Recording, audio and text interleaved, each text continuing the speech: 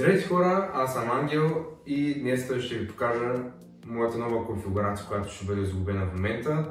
В момента съм избрал най-новия процесор, той вече не е една година сигурно, Ryzen 7 5800X 5000 серия се води.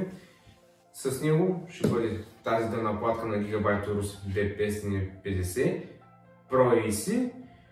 И за охлаждане на процесора съм избрал на Linear Galahad 360 IO RGB. Паметта ми, която ще бъде вътре за самия компютър, ще бъде на Silicon Power 1 TB, мисля, че ме е достатъчно само за C. Избрал съм и RAM памет на G.Skill Trend Z RGB 32 GB, 4000 МHz на тайминг 15, но до сега става. Тъй, както казах, видеокарта е на GTX 1050 Ti. Ще ми бъде добре сега. Ще сложа и старото ми hard disk, защото вътре няма файл, който все още не съм го работил. Цялата конфигурация ще бъде сгубена в тази кутия на Linear LAN-Cool 215. Все пак му ми хареса как се конфигурирали с 2 по 200 мм вентилатори. След това ще бъде радиатор и след това перките, които са на радиатор, ще бъдат след радиатор, които ще изкарат въздуха и така, нали, ще се нареди въздухопотока. За бъдеще ще се взема и още някои вентилаторчета. За съжаление няма да бъде това захранване, което аз в момента обмислям, но в бъдеще ще се купя ново захранване. За сега ще бъда с на Deepcool 550 вата. За сега става, защото е 80+, не си спомня дали бронус или нямаше някакъв сертификат. Но до година ще взема ново захранване, което все още планирам какво ще бъде. Видеокарта, тя ще бъде сменена. Ще се добавим и следващия месец 4 TB hard disk, за сега, които ще ми бъдат окей със сигурност. И да, нека започваме с сгубяването на компютъра.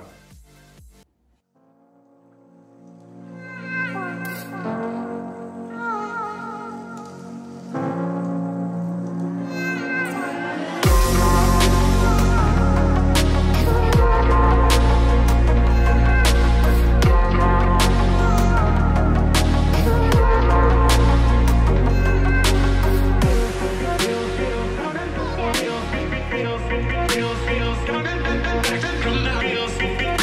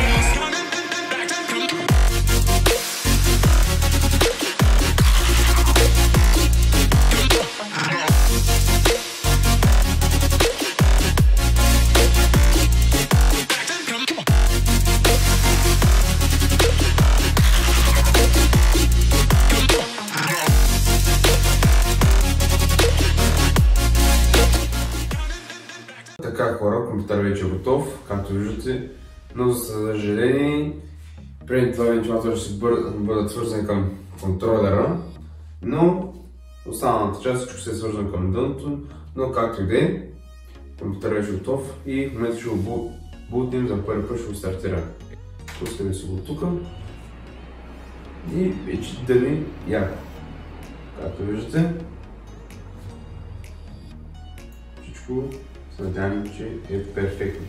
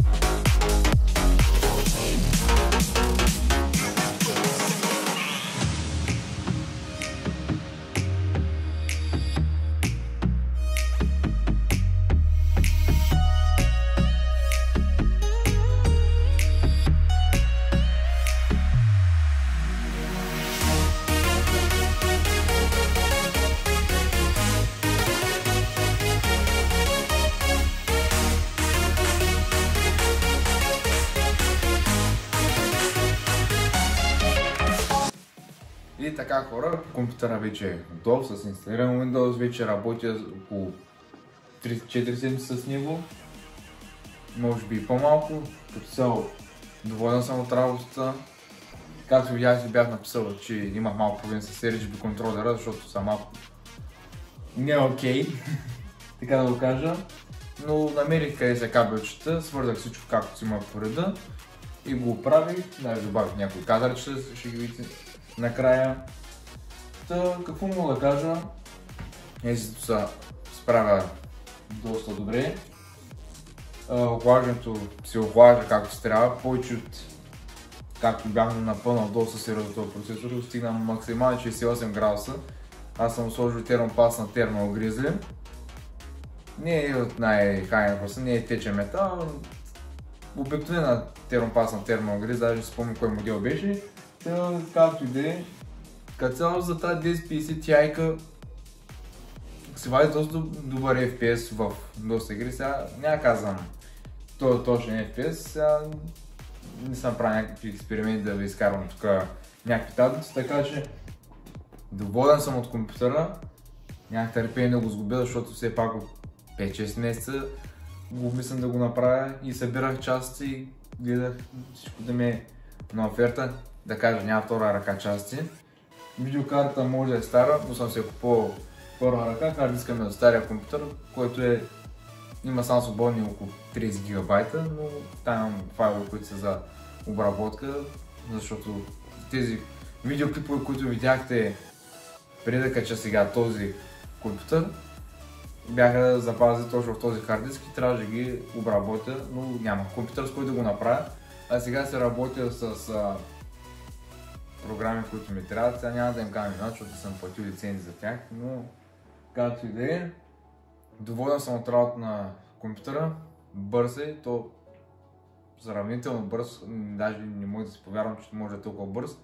Сега като се замисля да си направя някои сметки, ще се взема 4 терабайта хард диск за суровите файлове, които ще бъдат за бъдеще, защото си вземаме по-нататък друг телефон, който ще вади доста по-сериозни кадри и ще бъдат по-тежки файловете.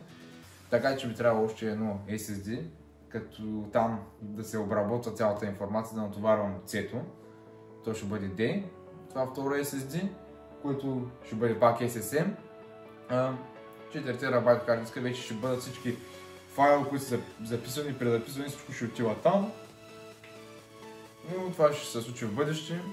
Както казах, трябва да взема и два вентилатора за тук отгоре. Мен е компютър отворен, защото ме дразни как съм пуснал силфиринга и се отразява светлината, така че иначе си държа кутията затворена. Не се тревожете за това.